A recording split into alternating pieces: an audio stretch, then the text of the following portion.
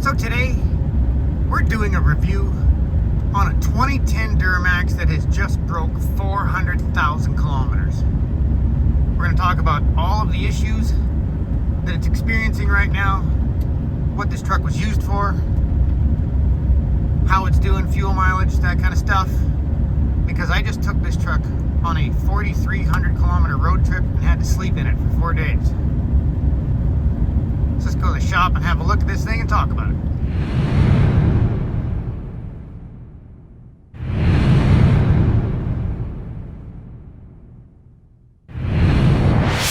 So here it is, a 2010 GMC 3500 HD Duramax. This truck is completely stock. This truck has been used in the oil field a lot, and it gets serviced regularly. It's got a tidy tank in the back. It's got a set of Toyo all-terrains on it. And I just had to haul a 28-foot race trailer with my 7,000-pound Jimmy in the back all the way to Manitoba and then come back empty. And the race trailer is about 8.5 feet tall. So I thought, this is going to give me a really good idea on what this truck's like. I've had a 2006 LBZ Duramax and a 2007. I chipped them both, did a ton of work to them, and I absolutely love the LBZs. I heard a lot of talk of this model of Duramax, this era, not being the same. The power just wasn't there. A lot of complaints about them. So I thought I'm gonna get to experience what this is like myself and put it through its paces. So I got to know this thing well. I drove it halfway across Canada and back, loaded. Now, without a trailer, this thing gets really good mileage. And I've actually got to drive a lot of diesels lately, so that's why I'm doing these 400,000 kilometer comparisons. I got to drive a 2000 F350 two-wheel drive with a 7.3 all the way to Edmonton, which is about 1,000 kilometers almost, empty, and then came back with a 13,000-pound fifth wheel trailer, loaded. I drove a 2002 Dodge Dually for about a week. I have a 2008 Dodge Diesel Dually Mega Cab, and they're all around 400,000 kilometers. So we're going to review all of them. But this thing does get really good mileage around the 1,000 kilometer mark. I'm assuming without a trailer. And the owner told me that as soon as he puts his little tiny enclosed trailer, he burns about 1/3 of a tank more. Now, when I put the big trailer on with the Jimmy in the back, this thing gets about 450 kilometers to a tank.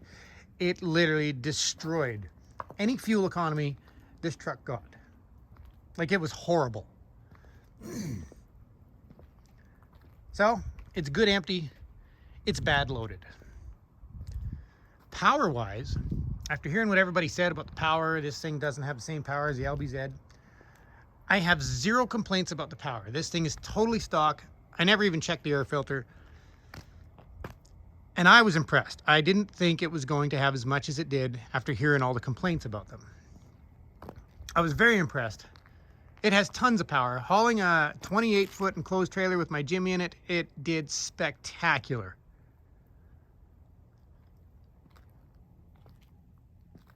The Toyo Open Country all-terrains, I just drove through insane winter conditions.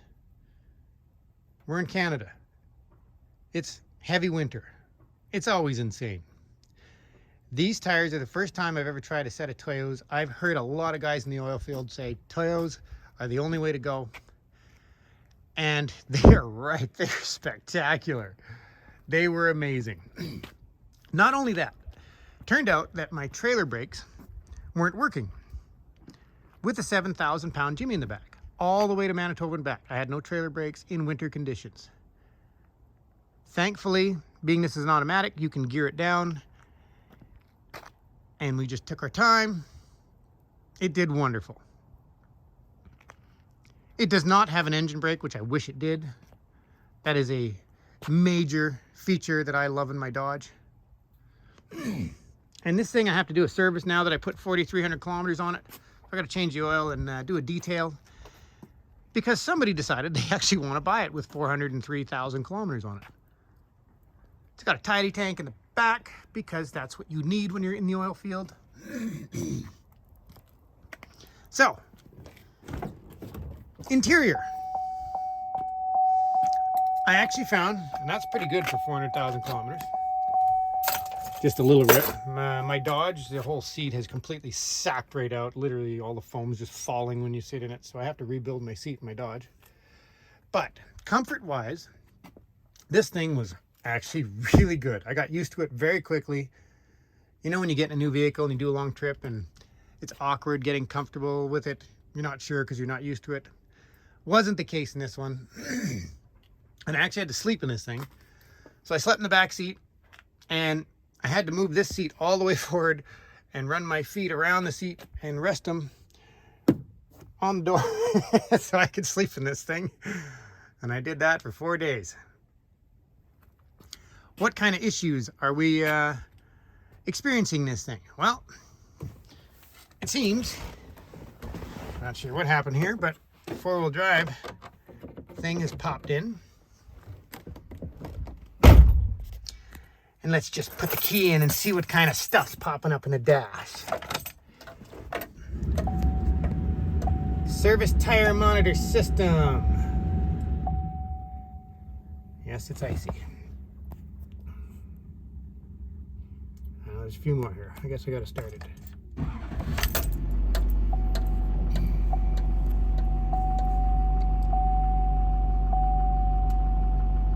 Now, this thing has the occasional issue where the engine light comes on and you got to plug the computer in and clear the code, and it turns out it's the MAF sensor. That's been there for almost 3,000 kilometers. It's saying a lot of service required. It lets you know when there's an issue, that's for sure. Now right there, service trailer brake system. That little issue, I'm not 100%, but I found a couple of videos, and you have a trailer brake module that is mounted right here, these two bolts, right here, these two bolts, just behind the tire. And it gets really dirty and apparently makes that pop up. And I'm not sure if that's why the trailer brakes are not working. I've seen some YouTube videos on that. But to me, that's a really stupid idea and a stupid place to put it. If that is the case, and that's why the trailer brakes are not working, GM, that was a mistake. What a dumb thing to install. As for all the gauges, I found them really easy to use. Like, they are so basic and so simple. You got your heated seats on the doors, and they work really well. They're super hot. It's got satellite radio. All the buttons are just so easy to access when you're driving in horrible conditions, which in Canada, that's a really good feature. Like I said, you got the tow feature, and you can shift up and down, which was very handy. When it turned out I didn't have brakes, I did not use cruise control or anything because of the icy conditions. But it's been an extremely reliable truck for the owner.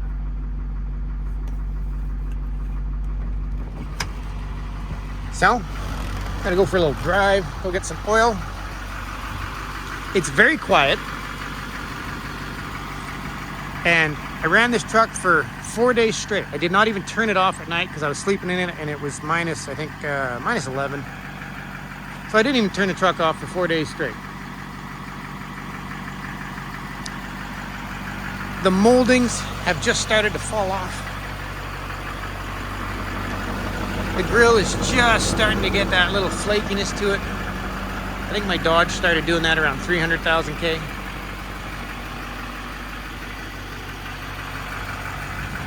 I'm really not a fan of this exhaust tailpipe they did. It sticks out way too far. I'm sure a ton of people have probably done videos on that, but this is the first one I've driven, and I can't stand them. Every time I see one, they're usually caved in. I actually had to repair this one before I took it because, of course, it was caved in. But that is a 400,000 kilometer review. I just got to take it for a spin, get some oil, and we'll have a look under the hood. So I'm back from getting oil, and I just remembered something as it's, starting to get later in the day. The absolute biggest complaint I have about this truck, the worst part of my entire journey, is these headlights. When it's snowing or when it's wet and dirty, these headlights get dirty and the snow just starts packing all over here, and I couldn't see at night most of the journey. Without a doubt, the worst headlights I've ever experienced in my life. Now, the F350, the 2000 with the 7.3, that one's been switched over to LED lighting. Made a massive difference. My Dodge has been switched over to LED lighting. That made a huge difference. I am curious if that would make a big difference on these, but just because of their design, they're so flat that the snow just packs on them, and I could not see anything once it started snowing or nighttime. They were just horrific. So that is a very important detail to me. And we did not have any fog lights in it for the journey, so I couldn't tell you about that. And the wheels. They have literally, the finish on them is just pitted and corroded like crazy on all of them. Now, that could be because of the oil field abuse that it probably sees. I'm not sure what type of, salts and all that kind of stuff, gravel. I don't know what it's seen, so I'm not gonna fault it for that. We don't know the history on the wheels. They've probably seen a lot of ugly highway use. But I just had to tell you about the headlights and just remember that. So, time to give this thing a cleaning. A wash, vacuum, shampoo, change oil, and that's good. All right, I have the oil draining. I've been having a look around, seeing what I could find on this thing. Yes, it's really dirty because this truck spent so much time on the highway and in the oil field in the dirty lifestyle. But I popped the air filter and it's got a new air filter. It's nice and clean. I can see that the transmission's been serviced. It's got a new filter on it. It's got a new starter in it. The front diff is starting to leak. And I do remember a little bit of vibration when I was using four-wheel drive, so I didn't want to push it. Weather was horrendous, so I wasn't doing more than 60 or 70 kilometers an hour anyway. So it could be low in oil in the front diff. But all in all, for 400, and it's just about to break 404,000 kilometers, I'd say this is a spectacular truck. And my only complaints about it would be the fuel consumption when I'm hauling a load, which that's pretty big negative, and the headlights. Those are really my only two complaints. Other than that, I think this is a spectacular truck. And I'm sure that an intake and a programmer in it might improve that mileage when you're hauling. Because, that's my excuse for putting them in everything. But I'm going to give this one a thumbs up for sure. That's a good truck. That's a good work truck. It's lasted a good long time. So I'm looking forward to doing another 400,000 kilometer review. So another bonus, a positive about this truck is doing an oil change on it. Right up front in the middle, you have a nice tube. You can just drop your funnel in and fill up 10 liters exactly, because it takes 9.5 liters without the oil filter, 10 liters with the oil filter. And you can do this oil change. This is a stock height truck, not lifted. I was able to do the oil change without jacking the truck up, and the oil filter is directly behind the skid plate, and so is the drain plug. So I can just throw the oil pan under, drain it, move it over a couple inches, drop the filter, As long as you don't drop the oil filter into your oil pan and make a big mess like I did. But an oil change is really easy on this. Whereas my 2008 Dodge, I have to go through this fender well, and I gotta lift this panel to get to the filter. And the 2002 Dodge with the 5.9 is actually way worse. It's in the same spot, but you can't access it from here. You gotta go underneath, and there's really not a lot of room. So oil changes, absolutely awesome. Your alternator change looks really easy, along with your air conditioner. Injectors do not look fun at all.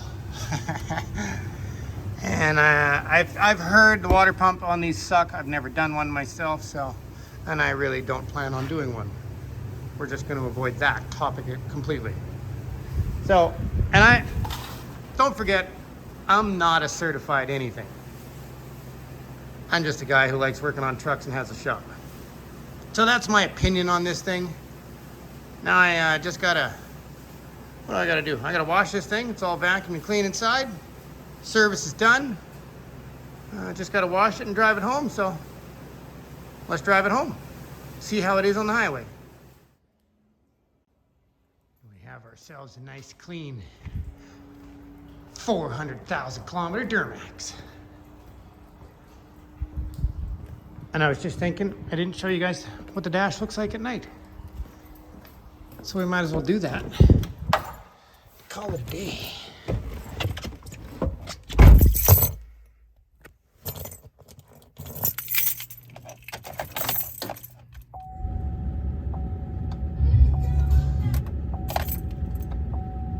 Can't have Ozzy Osbourne on my channel or on my video. I get copyright.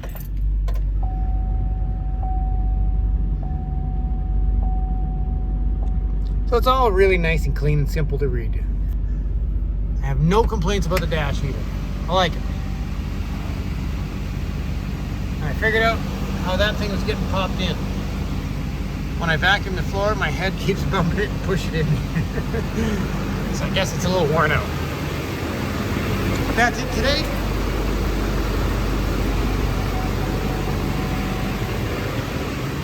Time to drop this one off. Find something else to do.